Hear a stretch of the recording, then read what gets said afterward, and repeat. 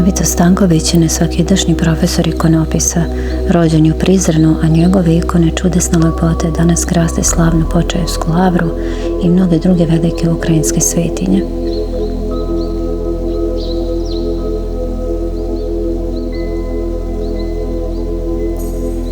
Diplomirao je slikarstvo na Univerzitetu u Prištini, a sa ikonopisom se prvi put sreo u ikonopisačku radionicu u Visokim Dečanima, učio od poznatog dečanskog majstora oca Serapiona i bio njegov najistrajniji učenik. Kao diplomirani slikar i profesionalni grafičar, okružen blagodaću Svetoga Stefana, obreo se u jednom sasvim čudesnom svetu koji ga je očarao i kome je od tada posvetio svoj život. 2013. godine odlazi u Ukrajinu gdje planira da usavrši svoj zanat. Ubrzo biva angažovan na izradi ikonostasa u poznatim svetinjama Ukrajine. Hram Svetog Andreja Prvozvanog, hram Svete Ksenije Petrogradske, Vitlejemski Iverski hram, hram Sabora Presvete Trojice i drugi. Kod majstora iz Jekaterinburga uči restauratorski zanat, pa ubrzo restaurira, ikonopiše i okrašava dragim kamenom čudotvornu ikonu Presvete Bogorodice Iverske.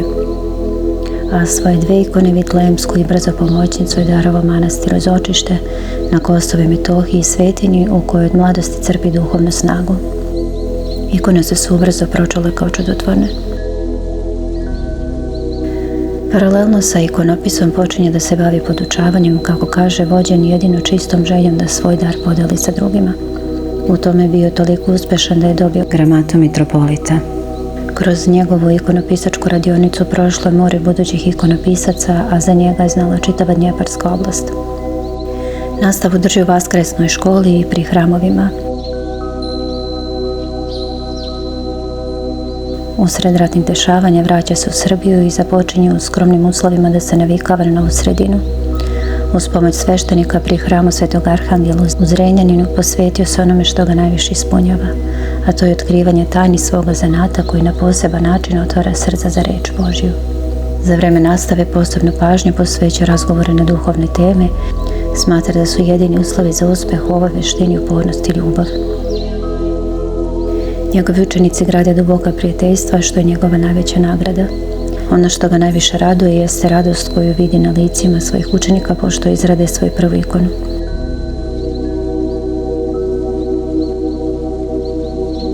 Radi isključivo u malim grupama i primenjuje precizan i individualizovan pristup, pomno prateći napredak svakog učenika ponaosob.